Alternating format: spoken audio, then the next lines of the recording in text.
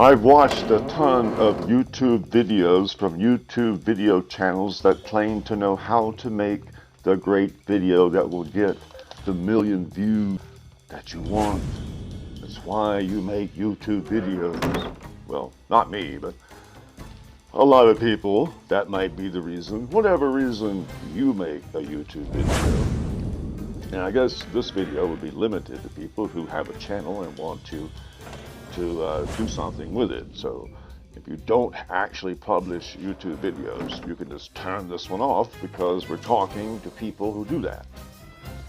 I'm a very small creator, only started a year ago. My story's not that interesting. We all have a reason we're doing this, and mine are mine. And one of the things I wanted to do requires some feedback. Some videos need to be watched and commented on to know how to tailor it to get what I'm trying to get and get the audience I'm shooting for to respond. What is this audience? Well, I never thought about that. I just went people, the world. People that think like I do, I guess.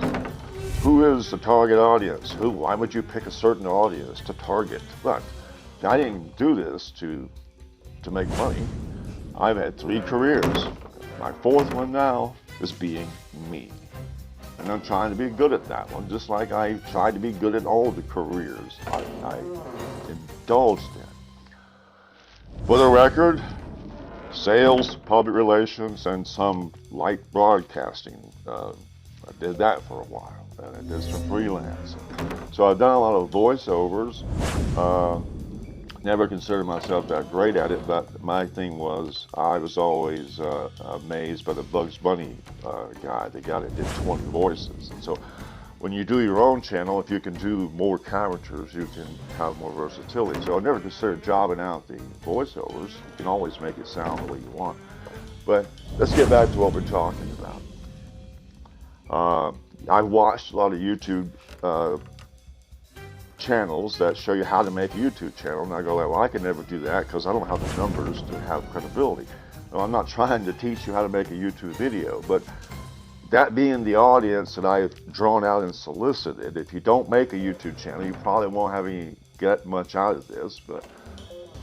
And so I was going to do a video and analyze my own channel using the training I got from all these training videos about how to make a YouTube video. All the big personalities. I'm not going to mention their names because I don't want to have to deal with them. But you know who they are. I'm sure you know who they are. Now, this first thing I would do is I would show my audience my watch history from my channel, Show and Tell. And you can see I watch a lot of YouTube videos. A lot of different things go through this brain from YouTube. I receive a lot from it.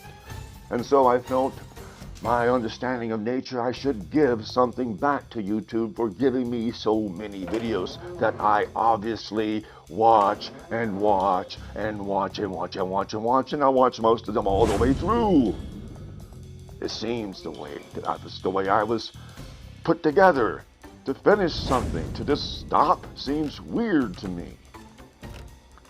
And I don't always scroll on anything I see. It takes me an hour to find something I want to watch. If I'm going to watch a YouTube video and not do anything constructive, I will just find something. If I keep scrolling, boom, finally I'll pick something. And I decided, maybe I'll make one. And so I was going to analyze my own channel the way they analyze other channels because I know some things, but let's see how well I've implemented the lessons I should have learned by watching 8,000 how to make a YouTube video videos. Okay, first of all, I had one big problem compared to the template. This comes to titles. I write a lot.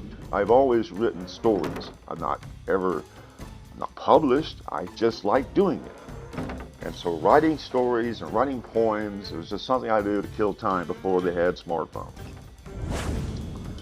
Seems to be a natural gift I have. Not saying it's that great, but it's I have a tendency to just do that easily and quickly.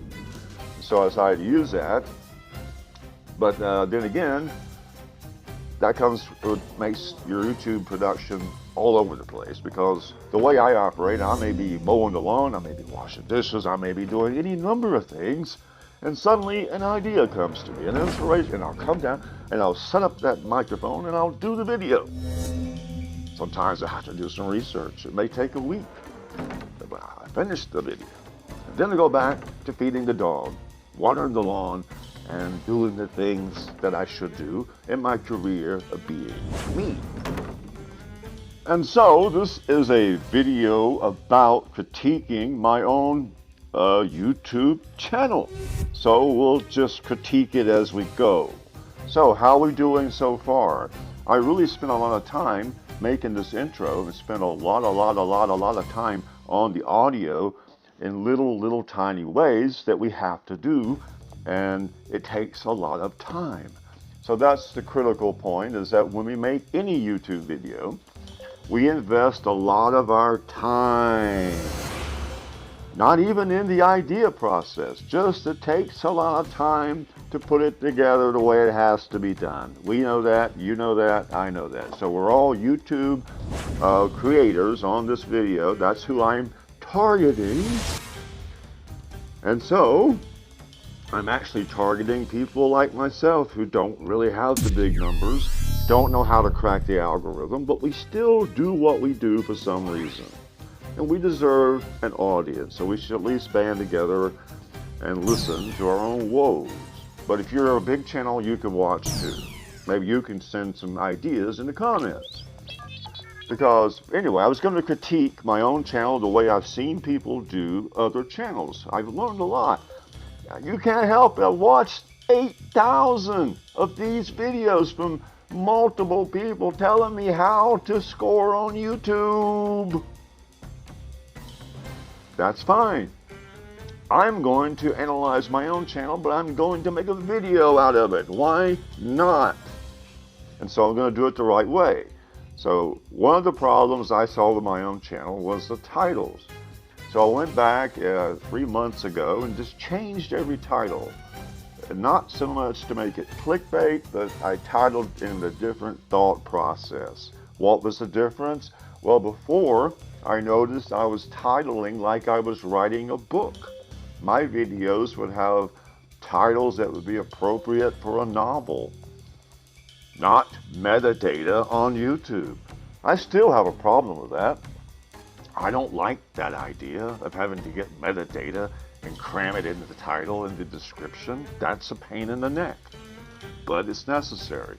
So we'll have to work on the titles, and so we revised some titles. The other problem I have was thumbnails. I still don't get a good register score on any thumbnail from these apps that evaluate it. They don't like my thumbnails, but I don't know how to make them any better. And so I've been working hard on thumbnails and titles and trying to target production to a specific audience, and this video represents that effort. So if you're still with us, if you're still with me, we're going to analyze the Show and Tell channel, which is my channel. You'll notice that we don't have a lot of numbers. We are indeed a small channel. It seems it takes a lot for me to get recommendations. You'll see my impressions are ridiculously low and all that. We'll go through the analytics later, but we're going to take and analyze the Show and Tell channel just the way those guys, the bald-headed guys with the weird glasses do. So stick around if you're interested, and we can commiserate together, all of us creators. Now, small creators, most likely. Whatever.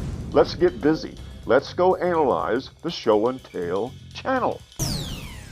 Well, Mr. Show and Tell, I'm going to give you your report card for your channel. You have over 400 episodes posted and almost that many titles, that many subject matters, and that many discrepancies in niches.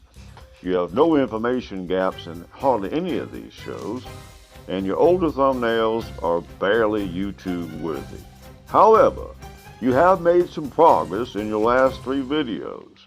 They have been in a singular niche of healthy food, and they have been interrelated, allowing you to connect with listeners from video to video.